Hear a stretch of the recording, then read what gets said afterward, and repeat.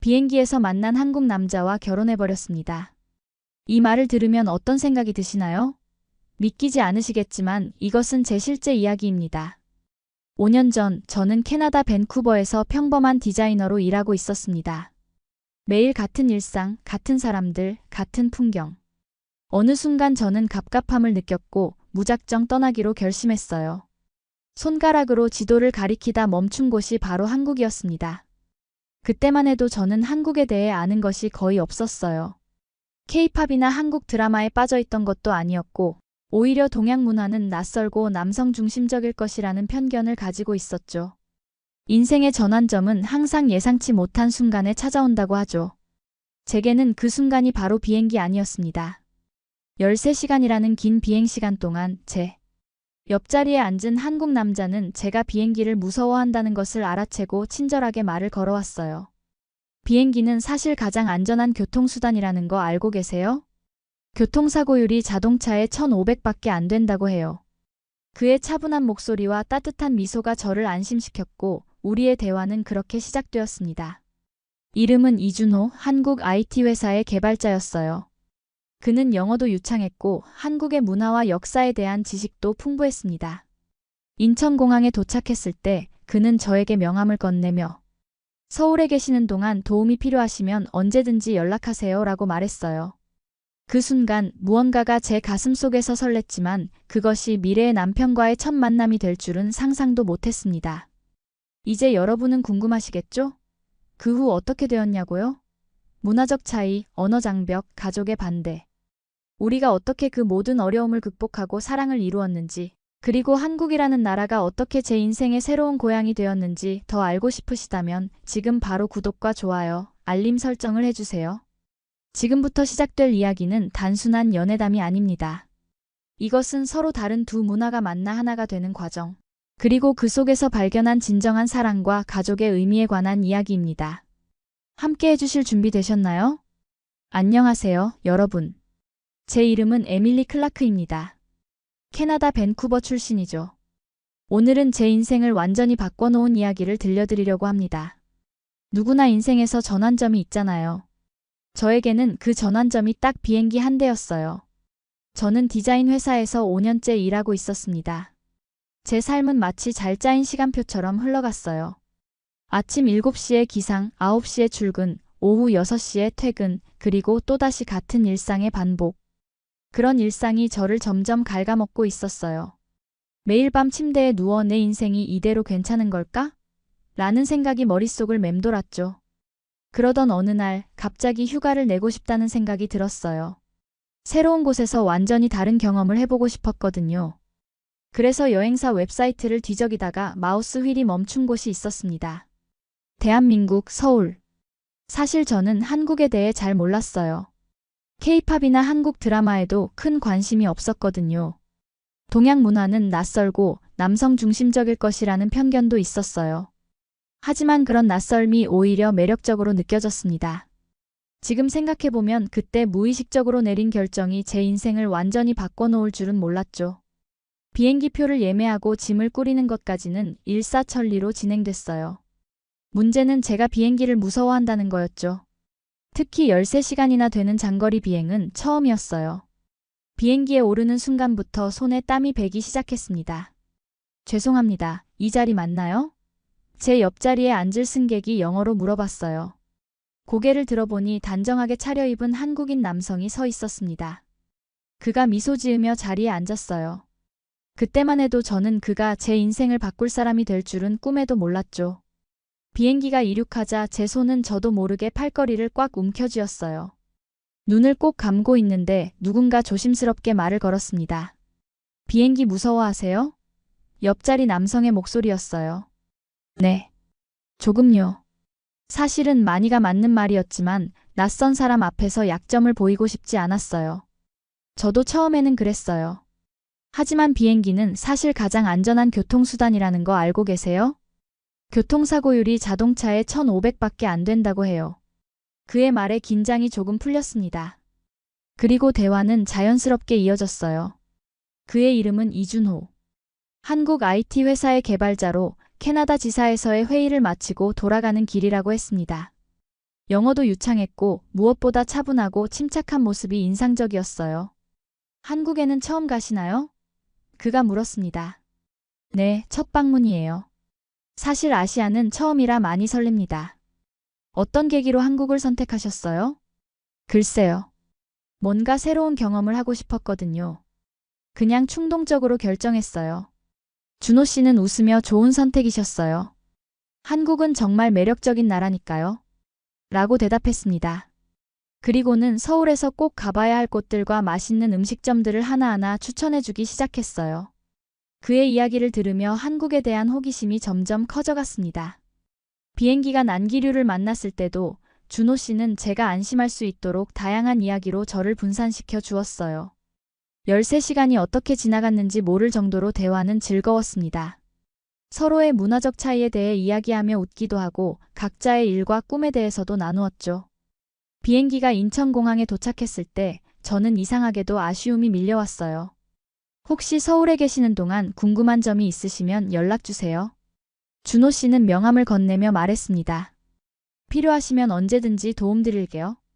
저는 감사 인사를 전하고 그의 명함을 받았습니다. 그리고 공항을 나서는 순간 제 앞에 펼쳐진 낯선 나라 한국에서의 새로운 모험이 시작되었어요. 서울은 제가 상상했던 것보다 훨씬 더 현대적이고 활기찬 도시였습니다. 높은 빌딩들, 24시간 불이 꺼지지 않는 거리, 어디서나 볼 수 있는 첨단 기술들. 모든 것이 새롭고 신기했어요. 호텔에 체크인하고 짐을 풀면서 문득 비행기에서 만난 준호 씨가 생각났습니다. 그의 추천대로 명동, 경복궁, 북촌화 농마을을 방문해볼까 하는 생각이 들었죠. 그날 밤 저는 용기를 내어 준호 씨에게 메시지를 보냈습니다. 안녕하세요. 비행기에서 만났던 에밀리입니다. 추천해주신 곳들을 방문할 계획인데 혹시 좀 더 구체적인 정보를 알 수 있을까요?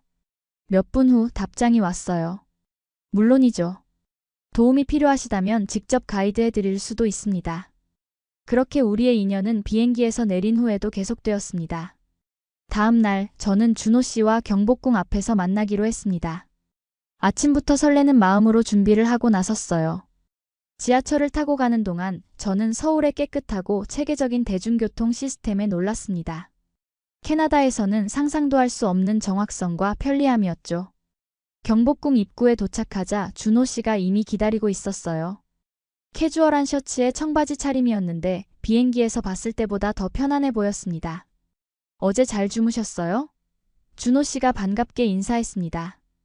네, 시차 적응이 조금 힘들긴 하지만 괜찮아요. 저는 웃으며 대답했어요. 준호 씨는 경복궁에 대한 깊은 지식을 가지고 있었습니다. 각 건물의 역사와 의미를 자세히 설명해 주었고 조선시대의 이야기들을 들려주었어요. 그의 설명을 들으며 한국의 역사와 문화에 점점 매료되어 갔습니다. 우와, 이렇게 오래된 건물들이 현대 도시 한가운데 보존되어 있다니 정말 놀라워요. 저는 감탄했습니다. 한국은 전통과 현대가 공존하는 나라예요. 이런 점이 우리 문화의 특별함이라고 생각해요. 준호 씨의 말에 저는 고개를 끄덕였습니다. 경복궁을 둘러본 후 우리는 근처 북촌화 농마을로 향했어요. 좁은 골목길을 따라 걸으며 전통 한옥의 아름다움을 감상했습니다. 준호 씨는 제가 궁금해하는 모든 것에 친절하게 답변해 주었고 때로는 재미있는 이야기로 저를 웃게 만들었어요. 점심시간이 되자 준호 씨는 저를 작은 전통 식당으로 안내했습니다. 한국 음식을 좀 드셔보셨나요? 아직요. 호텔에서만 식사했어요. 저는 솔직하게 대답했습니다. 그럼 오늘이 한국 요리를 처음 경험하시는 날이네요. 뭐부터 드셔볼까요? 매운 음식은 괜찮으세요? 약간 매운 건 괜찮아요. 하지만 너무 매운 건 좀. 저는 조심스레 말했어요. 준호 씨는 웃으며 알겠습니다. 천천히 시작해볼게요. 라고 말했습니다. 그는 비빔밥, 된장찌개, 불고기 등 다양한 한국 음식을 주문했고 각 음식의 재료와 먹는 방법도 친절하게 설명해 주었어요. 처음 맛보는 한국 음식은 놀라울 정도로 맛있었습니다. 특히 불고기의 달콤한 맛과 된장찌개의 구수한 맛은 제 입맛에 딱 맞았어요. 정말 맛있네요. 캐나다에서는 이런 맛을 경험할 수 없었어요. 저는 기쁨을 감추지 못하며 말했습니다. 준호 씨는 미소 지으며 다행이네요. 앞으로 더 많은 한국 음식을 소개해 드릴게요. 라고 대답했어요. 식사를 마친 후 우리는 인사동으로 향했습니다. 전통 공예품과 기념품을 구경하며 즐거운 시간을 보냈어요. 준호 씨는 각 물건의 의미와 역사를 설명해 주었고, 저는 가족과 친구들에게 줄 선물을 몇 가지 구입했습니다. 해가 질 무렵 우리는 남산타워로 향했어요. 케이블카를 타고 올라가는 동안 서울의 전경이 눈앞에 펼쳐졌습니다. 수많은 빌딩들 사이로 한강이 유유히 흐르는 모습은 정말 아름다웠어요. 와, 이렇게 아름다운 전경이라니. 사진으로 봤을 때와는 완전히 다르네요. 저는 감탄했습니다. 서울은 밤이 되면 더 아름다워요. 잠시 후면 모든 불빛이 켜질 거예요. 준호 씨가 말했습니다. 그의 말대로 해가 지고 도시에 불이 켜지자 서울은 완전히 다른 모습으로 변했어요. 반짝이는 불빛들이 마치 별처럼 빛났고, 한강은 그 불빛을 비추며 더욱 신비롭게 보였습니다. 타워 전망대에서 야경을 감상하며 준호 씨와 나는 깊은 대화를 나누었어요. 그는 자신의 가족, 일, 꿈에 대해 이야기했고, 저 역시 제 이야기를 나눴습니다. 처음 만난 사이임에도 불구하고 우리 사이에는 묘한 편안함과 친밀감이 흐르고 있었어요. 오늘 정말 즐거웠어요. 이렇게 친절하게 안내해 주셔서 감사합니다. 호텔로 돌아가는 길에 저는 진심으로 감사 인사를 전했습니다. 저도 즐거웠어요. 내일도 시간 되시면 다른 곳들을 안내해 드릴게요. 준호 씨가 제안했습니다. 정말요? 그럼 정말 고맙겠네요. 저는 기쁨을 감추지 못하며 대답했어요. 호텔에 도착해서 헤어질 때 준호 씨는 내일 아침에 연락드릴게요. 라고 말했습니다. 방으로 돌아와 침대에 누우며 저는 이상하게도 마음이 설렜어요. 단 하루 만에 한국은 제게 낯선 나라에서 흥미로운 모험의 장소로 바뀌고 있었습니다. 다음 날부터 준호 씨와 나는 서울 곳곳을 함께 다녔어요. 그는 완벽한 가이드였습니다. 명동의 쇼핑가, 강남의 현대적인 거리, 홍대의 활기찬 분위기까지. 관광객이 가는 유명한 장소뿐만 아니라 현지인들만 아는 숨겨진 명소들도 소개해 주었어요. 특히 인상적이었던 것은 한국의 카페 문화였습니다. 거의 모든 거리마다 독특하고 아름다운 인테리어의 카페들이 있었고, 그곳에서 사람들은 오랜 시간 대화를 나누거나 일을 하고 있었어요. 한국 사람들은 카페를 정말 좋아하는 것 같아요. 저는 한 디저트 카페에서 말했습니다. 네, 카페는 우리에게 단순한 커피를 마시는 곳이 아니라 문화 공간이에요. 친구를 만나고 일을 하고 책을 읽는 생활의 일부죠. 준호 씨가 설명해 주었어요. 그와 함께하는 시간이 늘어날수록 저는 한국의 문화와 사람들에 대한 이해가 깊어졌습니다. 처음에 가졌던 동양 문화는 낯설고 남성 중심적이라는 편견이 얼마나 잘못됐는지 깨달았어요. 어느 날 준호 씨는 저를 한강공원으로 초대했습니다. 우리는 강변을 따라 자전거를 타며 즐거운 시간을 보냈어요. 한강을 따라 늘어선 현대적인 건물들과 아름다운 공원의 조화는 정말 인상적이었습니다. 서울은 정말 녹지 공간과 도시 공간의 균형이 잘 잡혀 있는 것 같아요. 저는 자전거를 멈추고 한강을 바라보며 말했습니다. 맞아요. 한국은 빠른 발전 과정에서도 자연과의 조화를 중요시해요. 특히 최근에는 환경 보존에 더 많은 관심을 기울이고 있죠. 준호 씨는 자랑스럽게 말했어요. 해가 지자 우리는 강변에 자리를 잡고 치맥치킨과 맥주를 즐겼습니다. 한국의 치킨은 정말 맛있었어요. 바삭한 튀김옷과 달콤하면서도 매콤한 소스의 조화가 완벽했습니다. 이런 문화가 정말 좋아요. 강가에 앉아서 맥주와 치킨을 즐기는 것. 저는 행복한 표정으로 말했어요. 한국인들은 일상 속에서 소소한 행복을 찾는 것을 중요시해요. 우리는 이것을 소확행이라고 불러요. 소소하지만 확실한 행복이라는 뜻이죠. 준호 씨가 설명했습니다. 그날 밤 별이 빛나는 한강을 배경으로 준호 씨와 나는 처음으로 손을 잡았어요. 그 순간 제 가슴 속에서 무언가가 깊게 울렸습니다. 이것은 단순한 여행에서의 만남이 아니었어요. 더 깊은 무언가가 시작되고 있었습니다. 에밀리. 준호 씨가 조심스럽게 불렀어요. 당신과 함께하는 시간이 정말 행복해요. 저도요. 저는 진심으로 대답했습니다. 준호 씨를 만나서 정말 다행이에요. 그렇게 우리의 관계는 단순한 가이드와 관광객에서 무언가 더 특별한 것으로 발전해 갔습니다. 남은 여행 기간 동안 우리는 더 많은 시간을 함께 보냈어요.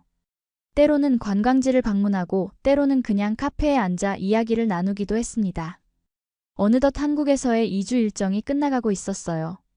출국 전날 밤 준호 씨는 저를 한국 전통 음식점으로 초대했습니다. 우리는 한복을 입고 전통 한정식을 즐겼어요.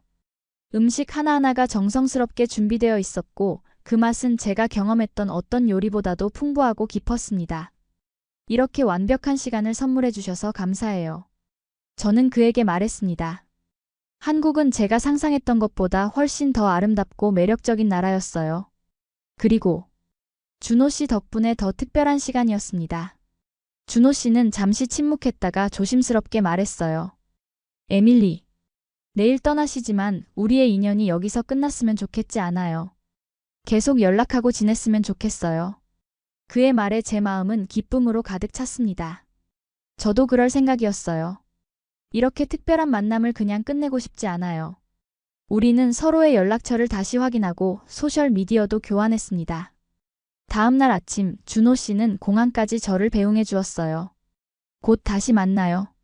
그가 작별 인사를 건넸습니다. 네, 꼭 다시 만나요. 저는 눈시울이 붉어지며 대답했습니다. 비행기에 오르며 저는 창밖으로 손을 흔드는 준호 씨를 바라봤어요. 캐나다로 돌아가는 비행기 안에서 저는 지난 2주간의 추억을 하나하나 되새기며 이미 한국과 준호 씨를 그리워하고 있었습니다. 그리고 제 마음속에는 확신이 생겼어요. 이것은 끝이 아니라 새로운 시작이라는 것을. 캐나다로 돌아온 후 저는 일상으로 복귀했지만 마음은 여전히 한국에 있었어요. 준호 씨와 저는 매일 메시지를 주고받았고 주말에는 영상통화도 했습니다. 시차 때문에 어려운 점도 있었지만 우리는 서로를 위해 시간을 내려고 노력했어요. 오늘은 어땠어요? 아침에 일어나자마자 준호 씨에게 메시지를 보냈습니다. 몇 시간 후 답장이 왔어요. 지금 야근 중이에요. 새 프로젝트 마감이 있어서요. 에밀리는 잘 지내요? 이런 소소한 일상의 공유가 우리를 더 가깝게 만들었습니다. 그는 자신의 하루를 자세히 들려주었고 저 역시 제 생활을 공유했어요. 때로는 서로의 문화적 차이에 대해 이야기하며 웃기도 했습니다. 하지만 장거리 연애가 쉬운 것은 아니었어요. 서로를 직접 볼 수 없다는 것은 큰 어려움이었고 시차로 인해 대화할 수 있는 시간도 제한적이었습니다. 그럼에도 불구하고 우리의 감정은 점점 깊어져 갔어요. 어느 날 친한 친구 제시카에게 준호 씨에 대한 이야기를 했습니다. 그녀의 반응은 예상 밖이었어요. 한국 남자라고? 장거리 연애? 에밀리, 정신 차려. 그런 관계가 어떻게 발전할 수 있겠어? 제시카는 걱정스러운 표정으로 말했습니다. 하지만 우리는 정말 잘 맞아. 준호는 다른 남자들과 달라. 저는 방어적으로 대답했어요. 문화적 차이는 어떻게 할 거야? 언어 장벽은? 그리고 앞으로 어떻게 될지 생각해봤어? 결혼? 가족? 현실적으로 생각해봐, 에밀리. 제시카는 계속해서 의문을 제기했습니다. 그녀의 말은 제게 깊은 고민거리를 안겨주었어요. 사실 저도 이런 질문들에 대해 생각해보지 않은 것은 아니었습니다. 하지만 준호 씨에 대한 감정이 너무 강해서 이런 현실적인 문제들을 무시하고 싶었던 것 같아요. 그날 밤 저는 평소보다 조용했고 준호 씨도 그것을 느꼈습니다. 무슨 일 있어요? 오늘 왠지 달라 보여요. 그가 영상통화에서 물었어요. 저는 망설이다가 제시카와 나눈 대화에 대해 솔직하게 이야기했습니다. 준호 씨, 우리 이대로 괜찮을까요? 이 거리를 어떻게 극복할 수 있을지 모르겠어요. 준호 씨는 잠시 침묵했다가 진지한 표정으로 말했습니다. 에밀리, 솔직히 저도 그런 생각을 안 해본 건 아니에요. 하지만 우리가 진정으로 서로를 원한다면 방법은 있을 거예요. 당신과 함께하고 싶어요. 그리고 그 길이 쉽지 않더라도 함께 걸어가고 싶어요. 그의 말은 제게 큰 위로가 되었어요. 그리고 저는 결심했습니다. 우리의 관계를 위해 노력할 가치가 있다고. 준호 씨, 저도 같은 마음이에요. 함께 이 어려움을 헤쳐나가고 싶어요. 제 마음을 솔직하게 전했습니다. 그날 이후로 우리는 더욱 진지하게 서로의 미래에 대해 이야기하기 시작했어요. 서로의 문화적 차이를 이해하려고 노력했고 언어적 장벽도 하나씩 허물어갔습니다. 준호 씨는 영어를 더 열심히 공부했고 저 역시 한국어 공부를 시작했어요. 안녕하세요. 저는 에밀리입니다. 어느 날 영상통화에서 서툰 한국어로 인사를 건넸습니다. 준호 씨의 눈이 커졌어요. 한국어 배우고 있었어요? 발음이 정말 좋네요. 네, 조금씩 배우고 있어요. 아직 많이 부족하지만 저는 부끄럽게 웃었습니다. 정말 감동이에요. 제가 더 도와드릴게요. 준호 씨는 기쁜 표정으로 말했어요. 그렇게 몇 개월이 지나는 동안 우리의 관계는 더욱 깊어졌습니다. 그리고 마침내 준호 씨가 캐나다로 휴가를 오기로 했어요. 그를 다시 만날 생각에 저는 너무나 설렜습니다. 공항에서 그를 기다리는 순간은 정말 긴장되었어요. 그동안 변한 건 없을까? 실제로 만났을 때도 영상통화에서처럼 편안할까? 수많은 생각들이 머릿속을 맴돌았습니다. 그리고 마침내 그가 도착했어요. 출구로 나오는 준호 씨를 보는 순간 제 모든 걱정은 사라졌습니다. 그는 여전히 그 따뜻한 미소를 짓고 있었고 우리의 눈이 마주친 순간 모든 것이 제자리를 찾은 것 같았어요. 에밀리. 그가 저를 향해 달려왔습니다. 우리는 공항 한가운데서 서로를 꼭 안았어요. 그 포옹 속에는 지난 몇 개월간의 그리움과 기다림이 모두 담겨 있었습니다. 보고 싶었어요. 그가 속삭였어요. 저도요. 저는 눈물이 맺힌 채로 대답했습니다. 준호 씨는 일주일 동안 밴쿠버에 머물렀어요. 그 시간 동안 저는 그에게 제 고향의 아름다움을 보여주었습니다. 스탠리 파크의 울창한 숲, 그랜빌 아일랜드의 활기찬 시장, 카필라노 현수교의 아찔한 높이. 함께 걸으며 대화를 나누고 서로를 더 깊이 알아가는 시간이었어요. 제 친구들에게도 준호 씨를 소개했습니다. 처음에는 제시카를 포함한 몇몇 친구들이 의심의 눈초리를 보냈지만 준호 씨의 진심 어린 태도와 지적인 매력에 곧 마음을 열었어요. 내 남자친구 생각보다 괜찮네. 제시카가 귓속말로 말했습니다. 그리고 정말 너를 좋아하는 게 보여. 마지막 날 밤 우리는 밴쿠버 하버에서 저녁을 먹었어요. 바다를 배경으로 도시의 불빛이 반짝이는 아름다운 전경이었습니다. 에밀리, 이번 일주일은 제 인생에서 가장 행복한 시간이었어요. 준호 씨가 와인잔을 들며 말했어요. 저도요. 당신과 함께 있으면 모든 것이 더 특별해지는 것 같아요. 저는 진심으로 대답했습니다. 그때 준호 씨가 주머니에서 작은 상자를 꺼냈어요. 이건 한국에서 가져온 작은 선물이에요. 상자를 열어보니 아름다운 은팔찌가 들어있었습니다. 한쪽에는 한글로 뭔가가 새겨져 있었어요. 무슨 뜻이에요? 저는 궁금해하며 물었습니다. 영원이라는 뜻이에요. 에밀리, 당신과 영원히 함께하고 싶어요. 준호 씨의 눈에는 진심이 담겨 있었어요. 그 순간 저는 깨달았습니다. 이 관계는 단순한 설렘이나 일시적인 감정이 아니라 제 인생을 함께하고 싶은 사람을 만난 것이라는 걸요. 저도 당신과 영원히 함께하고 싶어요, 준호 씨. 저는 눈물을 참으며 대답했습니다. 공항에서의 이별은 너무나 아팠어요. 하지만 이번엔 달랐습니다. 우리에게는 계획이 있었으니까요. 3개월 후 제가 한국으로 가기로 했습니다. 이번에는 짧은 여행이 아니라 6개월간의 장기 체류였어요. 디자인 회사에 휴직을 신청했고 서울에서 디자인 인턴십 기회도 찾아보기로 했습니다. 기다릴게요. 준호 씨가 마지막으로 저를 안아주며 말했어요. 금방 만날 거예요. 저는 강한 확신을 담아 대답했습니다. 비행기 창밖으로 작아지는 준호 씨의 모습을 바라보며 저는 이제 확실히 알았어요. 제 인생에서 가장 중요한 결정을 내리게 될 것이라는 걸요. 3개월 후 저는 다시 한국 땅을 밟았습니다. 이번에는 관광객이 아닌 이곳에서 생활하게 될 사람으로서요.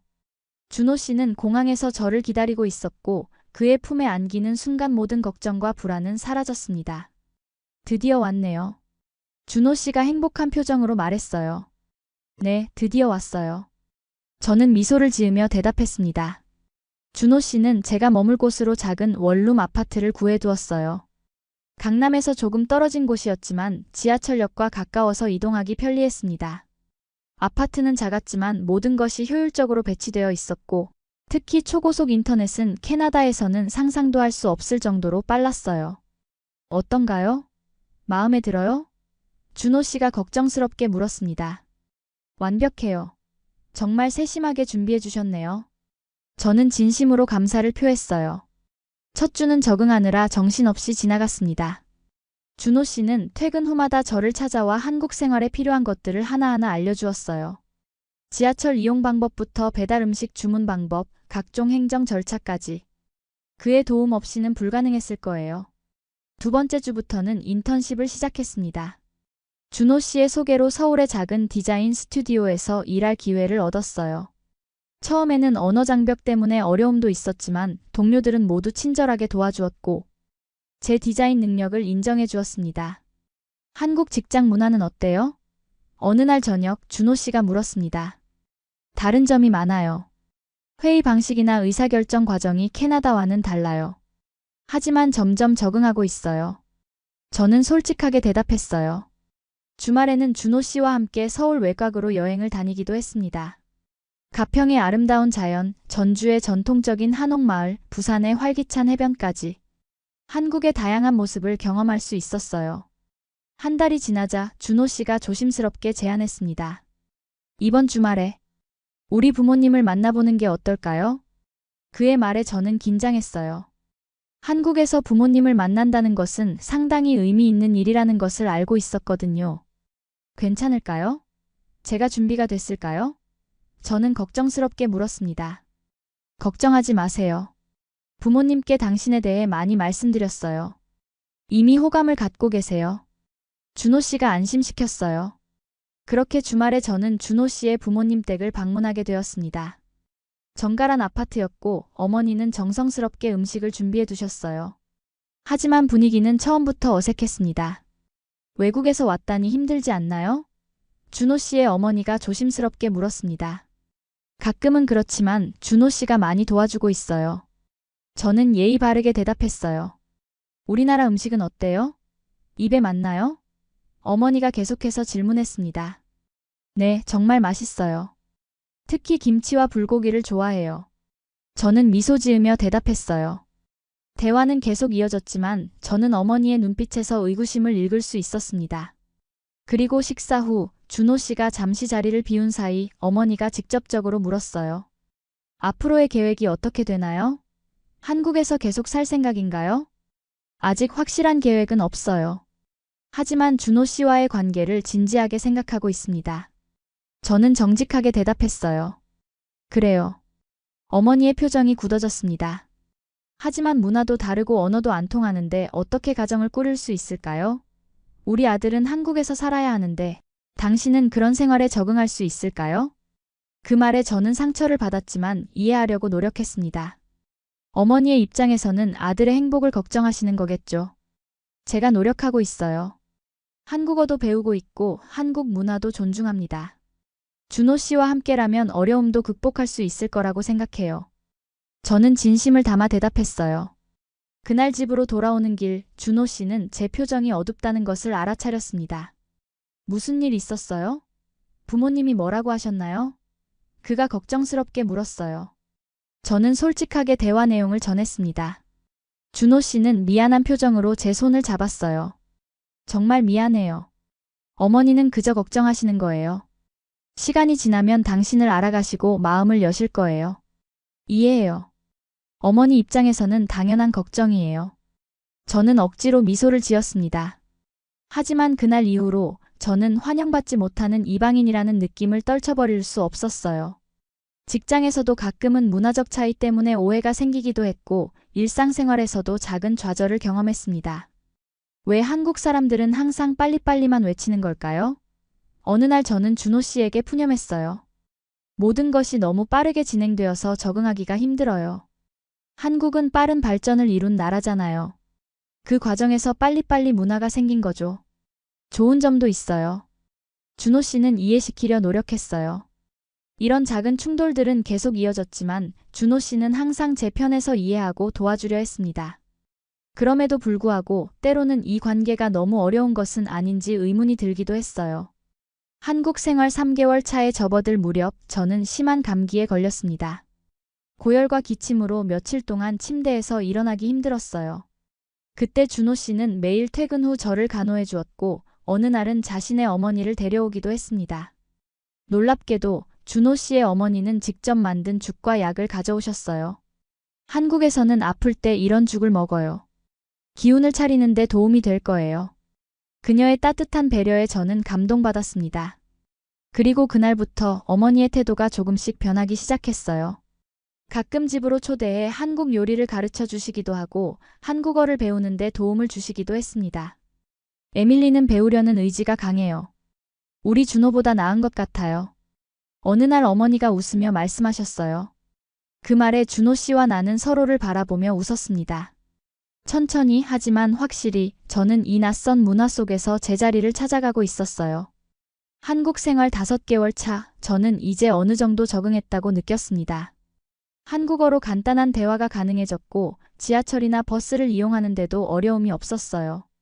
직장에서도 제 디자인 능력을 인정받아 정규직 제안을 받기도 했습니다. 준호 씨와의 관계도 더욱 깊어졌어요. 우리는 서로의 문화적 차이를 이해하고 존중하려고 노력했고 그 과정에서 더 단단한 사이가 되었습니다. 어느 주말 준호 씨는 저를 남산타워로 데려갔어요. 우리가 처음 데이트했던 그곳이었죠. 서울의 야경을 바라보며 준호 씨가 갑자기 한쪽 무릎을 꿇었습니다. 에밀리, 당신은 제 인생을 완전히 바꿔놓았어요. 당신과 함께한 모든 순간이 특별했고 앞으로도 모든 순간을 함께하고 싶어요. 그가 작은 반지 상자를 열며 말했어요. 저와 결혼해 주시겠어요? 그 순간 시간이 멈춘 것 같았습니다. 저는 행복의 눈물을 참으며 네, 당연하죠. 라고 대답했어요. 우리의 약혼 소식은 양가 가족에게 각기 다른 반응을 불러일으켰습니다. 준호 씨의 부모님은 이제 저를 인정해 주셨지만 여전히 걱정이 있으셨어요. 특히 결혼 후 어디서 살 것인지에 대한 문제였죠. 한국에서 살 거지? 준호 씨의 아버지가 물으셨습니다. 아직 정확히 결정하지 않았어요, 아버지. 에밀리와 함께 천천히 생각해 볼게요. 준호 씨가 대답했어요. 한편 캐나다에 있는 제 가족들은 더 큰 충격을 받았습니다. 특히 제 어머니는 그렇게 급하게 결정해도 괜찮은 거니? 그 사람에 대해 얼마나 알고 있는 거야? 라며 걱정하셨어요. 결혼 계획을 세우는 과정에서 많은 갈등과 고민이 있었습니다.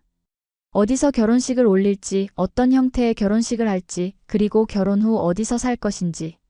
모든 것이 쉽지 않았어요. 어느 날 밤 준호 씨와 저는 진지한 대화를 나눴습니다. 에밀리, 솔직히 어떻게 생각해요? 캐나다로 돌아가고 싶어요? 준호 씨가 조심스럽게 물었어요. 저는 깊게 생각했습니다. 솔직히 말하면 처음에는 한국 생활이 너무 낯설고 어려웠어요. 하지만 이제는 이곳에서 새로운 삶을 시작하는 것도 나쁘지 않을 것 같아요. 물론 가끔은 고향이 그립겠지만 당신과 함께라면 어디든 괜찮아요. 준호 씨의 눈에 눈물이 고였어요. 정말요? 당신을 위해 캐나다로 갈 준비도 되어 있었는데. 우리가 서로를 위해 희생할 준비가 되어 있다는 것이 중요한 것 같아요. 저는 미소를 지으며 말했습니다. 그리고 한국에서의 삶이 제게 많은 것을 가르쳐 주었어요. 커뮤니티의 중요성, 서로를 배려하는 마음, 그리고 가족의 의미까지. 그렇게 우리는 한국에서 새 삶을 시작하기로 결정했습니다. 물론 캐나다의 가족들은 실망했지만 자주 방문하기로 약속하며 그들을 안심시켰어요. 결혼 준비는 양국의 문화를 혼합한 특별한 경험이었습니다. 전통적인 한국 결혼식과 서양식 결혼식을 모두 계획했어요. 한복을 입는 순간부터 웨딩드레스로 갈아입는 순간까지 모든 것이 우리의 문화적 배경을 존중하는 방향으로 진행되었습니다. 결혼식 전날 밤 준호 씨의 어머니가 저를 따로 불러 이야기를 나누자고 하셨어요. 처음에는 외국인 며느리가 부담스러웠어요. 우리 문화를 이해하지 못할까봐, 아들이 힘들어질까봐 걱정했죠. 어머니가 솔직하게 말씀하셨습니다. 하지만 당신이 얼마나 열심히 노력하는지 지켜봤어요. 우리 문화를 존중하고 언어를 배우고 아들을 진심으로 사랑하는 모습을. 이제는 내 딸보다 고맙고 든든한 아이라고 생각해요. 그 말씀에 저는 눈물을 참을 수 없었습니다. 감사합니다, 어머니. 저도 어머니를 진심으로 존경합니다. 결혼식 날 모든 것은 완벽했습니다. 한국과 캐나다의 가족들이 한자리에 모여 우리의 결합을 축하해 주었어요. 서로 다른 언어를 쓰는 사람들이지만 축복과 사랑의 마음은 모두 같았습니다. 결혼식 후 우리는 캐나다로 신혼여행을 떠났어요. 제 고향 밴쿠버를 준호 씨에게 보여주고 제 가족과 더 많은 시간을 보내기 위해서였죠. 그곳에서 준호 씨는 제 문화와 배경을 더 깊이 이해할 수 있었고 저 역시 그의 눈을 통해 제 고향을 새롭게 바라볼 수 있었습니다. 당신이 이렇게 행복한 모습은 처음 보는 것 같아. 제 오랜 친구 제시카가 말했어요. 한국 남자랑 결혼한다고 했을 때는 걱정했는데 이제 보니 정말 잘 어울리는 것 같아. 고마워, 제시카. 사실 쉬운 결정은 아니었어. 하지만 준호를 만난 건 정말 내 인생 최고의 행운이야. 저는 진심으로 대답했습니다. 신혼여행에서 돌아온 후 우리는 서울 근교의 작은 아파트를 얻어 새 생활을 시작했습니다. 저는 한국 디자인 회사에서 정규직으로 일하게 되었고 준호 씨는 여전히 IT 회사에서 개발자로 일했어요. 주말에는 함께 한국의 여러 지방을 여행하기도 하고 가끔은 준호 씨의 부모님 댁에 방문하여 가족 시간을 보내기도 했습니다. 물론 여전히 문화적 차이로 인한 작은 충돌은 있었어요. 하지만 그것은 더 이상 장벽이 아니라 우리가 함께 성장할 수 있는 기회였습니다. 서로의 차이를 인정하고 존중하는 법을 배웠고 그것이 우리 관계를 더욱 풍요롭게 만들었어요. 결혼 1주년이 다가오는 무렵 저는 놀라운 소식을 알게 되었습니다. 임신 테스트기가 양성 반응을 보인 것이었어요. 처음에는 믿기 어려웠지만 병원 검진을 통해 확인했습니다. 우리는 부모가 될 예정이었어요. 준호, 나. 우리 아기가 생겼어요. 저는 떨리는 목소리로 말했습니다. 준호 씨의 얼굴에 놀라움과 기쁨이 동시에 번졌어요. 정말요? 오, 에밀리. 그는 저를 꼭 안아주었습니다. 아이를 갖는다는 것은 우리에게 또 다른 도전이었어요. 한국과 캐나다의 양육 방식은 꽤 달랐거든요. 하지만 우리는 서로의 문화에서 최선의 것을 취하기로 했습니다. 준호 씨의 부모님은 손주 소식에 정말 기뻐하셨어요. 특히 어머니는 매주 영양 음식을 가져다 주시고 임신 중 조심해야 할 것들을 세심하게 알려주셨어요. 한국의 전통적인 임신관리법과 현대의학이 결합된 조언은 정말 도움이 되었습니다. 한국에서는 임산부가 찬 것을 피하고 따뜻한 음식을 먹는 것이 좋다고 해요. 어머니가 말씀하셨습니다. 그리고 이건 미역이에요. 출산 후에 미역국을 먹으면 회복에 정말 좋답니다. 제 부모님도 화상통화로 기쁜 소식을 전했습니다. 어머니는 눈물을 글썽이며 우리가 첫 손주를 보기 위해 꼭 한국에 갈게. 라고 약속하셨어요. 임신 기간 동안 저는 한국의 의료 시스템에 깊은 인상을 받았습니다. 정기검진의 체계적인 시스템, 의사와 간호사들의 세심한 케어, 그리고 무엇보다 임산부를 배려하는 사회적 분위기가 놀라웠어요. 지하철에서는 항상 임산부석을 양보받았고 식당에서도 특별한 배려를 받곤 했습니다. 처음에는 이런 관심이 부담스럽기도 했지만 곧 이것이 한국 사회의 따뜻한 배려라는 것을 이해하게 되었어요. 한국 사람들은 정말 임산부를 소중히 여기는 것 같아요. 어느 날 준호 씨에게 말했습니다. 네, 우리 문화에서 새 생명은 가장 소중한 것 중 하나니까요. 그가 대답했어요. 출산 예정일이 다가오자 양가 부모님들의 방문 일정도 조율되었습니다. 제 부모님은 출산 2주 전에 한국에 도착할 예정이었고 준호 씨의 부모님은 우리가 아이를 키우는데 도움을 주기 위해 가까운 곳으로 이사까지 고려하고 계셨어요. 그런데 예상치 못한 일이 발생했습니다. 출산 예정일보다 3주 일찍 진통이 시작된 것이었어요. 당시 준호 씨는 출장 중이었고 저는 혼자 집에 있었습니다. 준호, 진통이 시작됐어요. 너무 아파요. 전화로 겨우 말했어요. 지금 바로 돌아갈게요. 택시 불러서 병원으로 가세요. 지금 바로 어머니께 연락할게요. 그의 목소리에는 걱정과 당황스러움이 가득했습니다. 저는 택시를 타고 병원으로 향했고 도착 직후 준호 씨의 어머니가 헐레벌떡 달려오셨어요. 에밀리, 괜찮아? 걱정하지 마. 내가 여기 있을게. 어머니는 제 손을 꼭 잡아주셨습니다. 그 순간 저는 큰 안도감을 느꼈어요. 비록 제 친어머니는 아니었지만 그녀의 따뜻한 손길에서 가족의 사랑을 느낄 수 있었거든요. 출산은 길고 힘든 과정이었습니다. 하지만 의료진의 전문적인 케어와 준호 씨 어머니의 끊임없는 지지 덕분에 무사히 아들을 낳을 수 있었어요. 준호 씨는 출산 직후에 병원에 도착했고 아들을 처음 안아보는 그의 얼굴에는 눈물이 가득했습니다. 에밀리, 고마워요. 당신은 정말 강하고 용감해요. 그가 속삭였어요. 아이의 이름은 민석으로 정했습니다. 민은 준호 씨의 할아버지의 이름에서 따온 것이고 석은 현명하다는 의미를 가지고 있어요. 영어 이름은 제 할아버지의 이름을 따서 마이클로 정했죠. 두 문화의 조화를 담은 이름이었어요. 출산 후 한국의 산후조리 문화는 저에게 또 다른 새로운 경험이었습니다. 3-7일이라고 불리는 21일간의 특별한 산후조리 기간 동안 준호 씨와 그의 어머니는 저를 극진히 돌봐주셨어요. 매일 따뜻한 미역국을 준비해 주시고 몸을 따뜻하게 유지하도록 신경 써주셨습니다. 서양에서는 이런 산후조리 문화가 없나요? 어머니가 궁금해하셨어요. 이렇게 체계적으로는 없어요. 보통 출산 후 바로 일상으로 돌아가는 경우가 많죠. 저는 대답했습니다. 그건 건강에 좋지 않아요. 산모의 몸이 완전히 회복되려면 시간이 필요하거든요. 어머니는 진지하게 말씀하셨어요. 그리고 그녀의 말씀이 맞았습니다. 3-7일의 산후조리 덕분에 저는 예상보다 빠르게 회복할 수 있었고 아이를 돌볼 에너지도 충분히 얻을 수 있었어요. 제 부모님은 출산 소식을 듣자마자 바로 비행기를 타셨고 민석이 태어난 지 3일 만에 한국에 도착하셨습니다. 처음에는 언어 장벽과 문화적 차이로 양가 부모님들 사이에 약간의 어색함이 있었지만 손자라는 공통의 관심사는 그런 장벽을 빠르게 무너뜨렸어요. 당신 어머니가 가르쳐주신 미역국 정말 맛있네요. 제 어머니가 준호 씨의 어머니에게 말씀하셨습니다. 우리도 이 레시피를 배워가고 싶어요. 그 말에 준호 씨의 어머니는 기쁘게 웃으셨어요. 물론이죠. 내일 함께 만들어봐요. 그렇게 양가 부모님들은 서로의 문화와 육아 방식을 나누며 친해져 갔습니다. 때로는 의견 차이로 작은 갈등이 있기도 했지만 그것은 오히려 서로를 더 이해하게 되는 계기가 되었어요.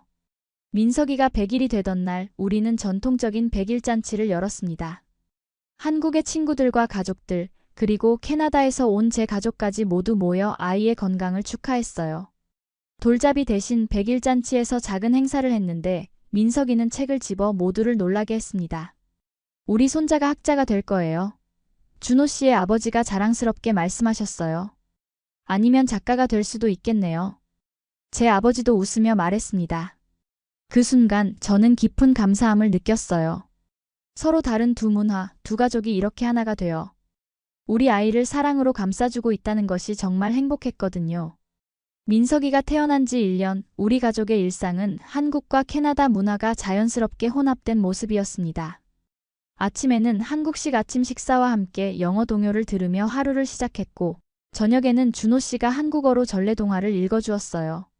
우리 아들이 이중언어를 사용하는 환경에서 자라는 것이 정말 축복이에요. 어느 날 준호 씨가 말했습니다. 맞아요. 두 문화의 장점을 모두 경험할 수 있으니까요. 저는 동의했어요. 민석이는 자라면서 자연스럽게 한국어와 영어를 모두 습득했습니다. 1살 반이 되었을 때 그는 이미 엄마, 아빠, 밀크, 워터 같은 기본적인 단어들을 두 언어로 말할 수 있었어요. 어느 날 준호 씨의 회사에서 캐나다 지사로의 발령 제안이 왔습니다. 1년간 밴쿠버에서 일하면서 새로운 프로젝트를 이끌어달라는 요청이었어요. 어떻게 생각해요? 1년 동안 밴쿠버에서 살아볼까요? 준호 씨가 제안했습니다. 민석이도 당신 부모님과 더 많은 시간을 보낼 수 있고 당신도 고향에 잠시 돌아갈 수 있잖아요. 저는 잠시 고민했어요. 한국 생활에 완전히 적응했다고 생각했는데 갑자기 다시 캐나다로 돌아간다는 생각에 복잡한 감정이 들었거든요. 준호 씨는 괜찮아요? 한국을 떠나는 게? 저는 조심스럽게 물었습니다. 1년이면 금방이에요. 그리고 저도 당신의 문화와 가족을 더 이해하고 싶어요. 당신이 한국을 위해 많은 것을 포기했으니 이번엔 제가 그렇게 할 차례라고 생각해요. 준호 씨의 말에 저는 감동받았어요. 그렇게 우리는 캐나다행을 결정했고 준비를 시작했습니다. 준호 씨의 부모님은 처음에는 아쉬워하셨지만 1년 뒤에 더 큰 경험을 가지고 돌아올 테니 기다려주세요.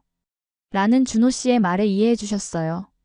밴쿠버에서의 생활은 준호 씨에게 새로운 도전이었습니다. 이제는 그가 언어적, 문화적 소수자가 되었거든요. 하지만 그는 놀라울 정도로 빠르게 적응했어요. 영어 실력을 향상시키기 위해 어학 수업을 듣고 캐나다의 직장 문화를 배우기 위해 노력했습니다. 한국과 캐나다의 업무 방식이 정말 달라요. 어느 날 준호 씨가 말했어요.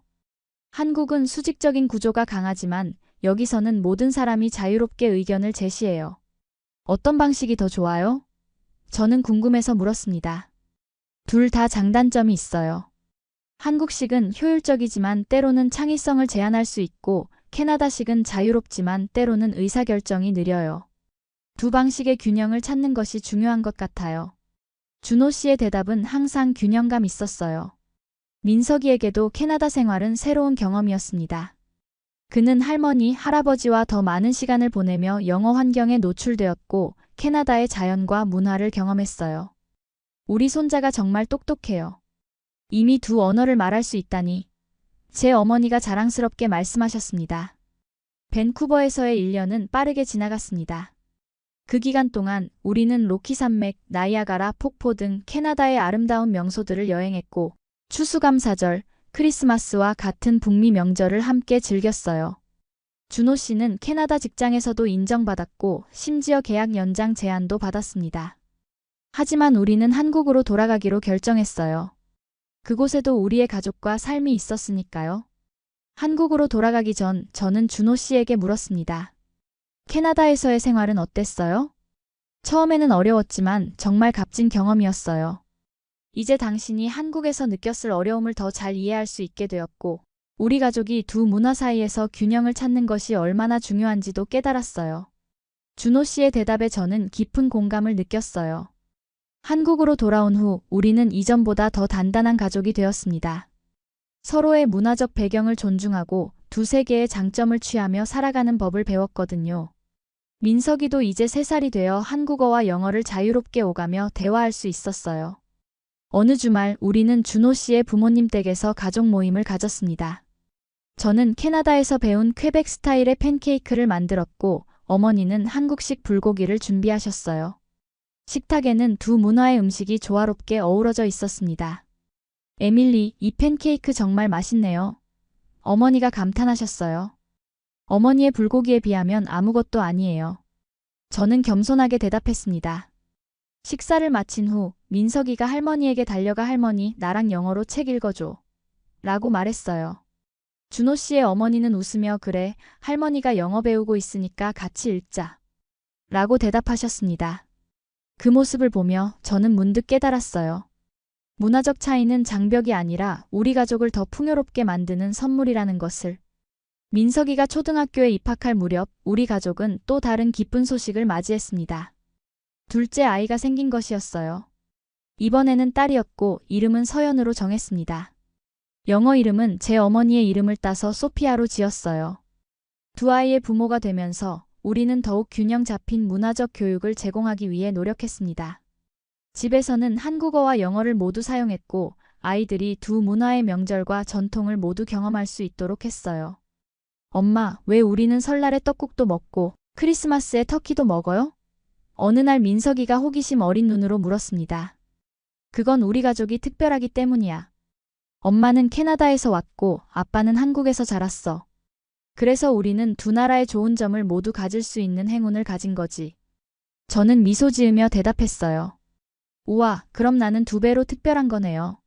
민석이의 대답에 우리는 모두 웃었습니다.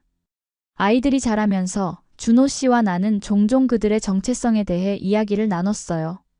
혼혈 아이들로서 겪을 수 있는 어려움에 대해서도 생각했고 그들이 자신의 독특한 배경을 자랑스럽게 여길 수 있도록 도와주려고 노력했습니다. 가끔 학교에서 친구들이 제 눈이 다르다고 놀려요.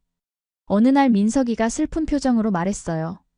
민석아, 네가 특별한 이유는 바로 그거야. 너는 두 문화의 아름다움을 모두 가지고 있어. 그건 자랑스러운 거란다. 준호 씨가 아들을 꼭 안아주며 말했습니다. 우리는 아이들이 다양성을 인정하고 존중하는 환경에서 자랄 수 있도록 국제학교를 선택했어요. 그곳에서 민석이와 서연이는 다양한 배경을 가진 친구들을 사귀며 글로벌 시민으로 성장해 갔습니다. 한편 저의 디자인 경력도 한국에서 꽃 피우기 시작했어요. 한국과 서양의 디자인 감각을 혼합한 제 스타일이 인정받아 유명 브랜드의 프로젝트를 맡게 되었고 결국 자신만의 디자인 스튜디오를 열게 되었습니다. 당신의 디자인은 동서양의 조화가 느껴져요. 그게 바로 당신만의 강점이에요. 준호 씨는 항상 저를 응원해 주었어요. 준호 씨도 IT 분야에서 승승장구했습니다. 국제적인 경험을 바탕으로 글로벌 프로젝트를 이끌게 되었고 그의 리더십은 회사 내에서 높이 평가받았어요. 우리 부부는 종종 다문화 가정을 위한 자원봉사 활동에도 참여했습니다. 한국에 적응하려는 외국인 배우자들에게 조언을 해주고 문화적 차이로 어려움을 겪는 가족들을 돕는 일이었어요. 저희도 많은 어려움을 겪었지만 그것을 극복하면서 더 강해졌어요. 여러분도 포기하지 마세요. 저는 한 모임에서 이야기했습니다. 그런 활동을 통해 우리는 더 많은 다문화 가정들과 교류하게 되었고 그들과 함께 서로를 지지하는 커뮤니티를 형성했어요. 아이들도 그런 환경에서 다양성의 가치를 자연스럽게 배워갔습니다. 어느 날 민석이의 학교에서 세계 문화의 날 행사가 열렸어요. 학생들은 자신의 문화적 배경을 소개하는 발표를 준비해야 했습니다. 엄마, 아빠, 저는 뭘 발표해야 해요? 한국 문화? 아니면 캐나다 문화? 민석이가 고민하며 물었어요. 둘 다 내 일부야. 왜 두 문화를 모두 소개하지 않니? 저는 제안했습니다. 민석이는 그 아이디어를 좋아했어요. 그는 한국의 태권도와 캐나다의 하키를 주제로 발표를 준비했고 양국의 국기를 함께 그려 전시했습니다. 발표 날 그는 자신의 독특한 문화적 배경을 자랑스럽게 이야기했어요. 저는 한국과 캐나다 두 나라의 문화를 모두 가진 행운아예요. 두 나라는 다르지만 둘 다 제 정체성의 일부입니다. 민석이의 발표는 큰 호응을 얻었고 심지어 학교 신문에도 실렸어요. 그날 밤 가족 저녁 식사 시간에 준호 씨가 말했습니다. 오늘 민석이의 발표를 보면서 정말 자랑스러웠어요. 우리가 옳은 선택을 했다는 것을 다시 한번 느꼈어요. 네, 처음에는 많은 도전과 어려움이 있었지만 지금 우리 가족을 보면 그 모든 것이 가치 있었다는 걸 알 수 있어요. 저는 동의했습니다. 세월이 흐르면서 우리 가족은 더욱 단단해졌어요. 아이들은 두 문화의 장점을 흡수하며 성장했고 준호 씨와 저는 서로의 차이를 존중하며 더 깊은 사랑을 키워갔습니다. 10년이 지난 어느 날 우리는 처음 만났던 그 비행기 여정을 재현해보기로 했어요. 아이들과 함께 캐나다를 방문한 후 같은 항공사의 같은 노선을 타고 한국으로 돌아오는 여정이었습니다. 비행기에 오르며 준호 씨와 저는 서로를 바라보았어요. 10년 전 이 비행기에서 우리가 만날 줄 누가 알았을까요? 제가 감회에 젖어 말했습니다. 운명이었나 봐요. 그리고 그 운명은 우리에게 최고의 선물을 주었죠. 준호 씨가 민석이와 서연이를 바라보며 말했어요. 비행기가 이륙하고 아이들은 곧 영화에 빠져들었습니다. 저는 창밖을 바라보며 지난 10년을 돌아봤어요. 처음 한국에 발을 디뎠을 때의 두려움과 호기심, 준호 씨와의 만남, 문화적 차이로 인한 어려움, 그리고 그것을 극복하며 만들어낸 우리만의 행복한 가정. 에밀리, 준호 씨가 제 생각을 깨뜨렸어요. 후회하지 않아요? 한국에서의 삶을? 저는 잠시 생각하다가 진심으로 대답했습니다. 단 한순간도 후회한 적 없어요. 물론 쉽지 않은 선택이었지만 그 선택이 저에게 준호 씨와 우리 아이들, 그리고 또 다른 가족들을 선물했으니까요. 준호 씨는 제 손을 꼭 잡아주었어요. 저도 마찬가지예요. 당신을 만난 건 제 인생 최고의 행운이었어요. 비행기는 구름 위로 높이 올라갔고 우리는 미래를 향해 계속 나아갔습니다. 서로 다른 두 세계에서 온 우리가 만들어낸 작은 우주, 그것이 바로 우리 가족이었어요. 사랑은 언어와 국경을 넘습니다. 한국은 제가 그걸 믿게 해준 나라입니다. 그리고 그 따뜻한 사람들 덕분에 저는 진짜 가족을 만났습니다. 비행기에서의 우연한 만남이 저의 인생을 완전히 바꿔놓을 줄은 몰랐습니다. 그저 휴식을 위한 여행이었던 것이 제 인생의 전환점이 되었고 지금의 행복한 가정을 만들어 주었습니다. 한국의 아름다운 문화와 정의 의미, 가족의 소중함, 그리고 서로 다름을 인정하고 존중하는 법까지. 이 모든 것을 배울 수 있었던 것은 정말 큰 축복이었습니다. 여러분도 낯선 나라에서 사랑을 시작할 수 있다고 믿으시나요? 문화적 차이, 언어의 장벽, 가족의 반대. 이런 어려움들이 있지만 진정한 사랑이라면 그 모든 것을 극복할 수 있다고 생각합니다. 저의 이야기가 여러분에게 용기와 희망을 줄 수 있기를 바랍니다. 제 이야기가 마음에 드셨다면 구독과 좋아요, 그리고 알림 설정도 부탁드립니다. 여러분의 생각과 경험도 댓글로 남겨주세요. 혹시 여러분 중에도 국제 연애나 다문화 가정의 경험이 있으신 분들이 계신다면 그 이야기를 듣고 싶네요. 다음 영상에서 더 많은 이야기로 찾아뵙겠습니다. 감사합니다.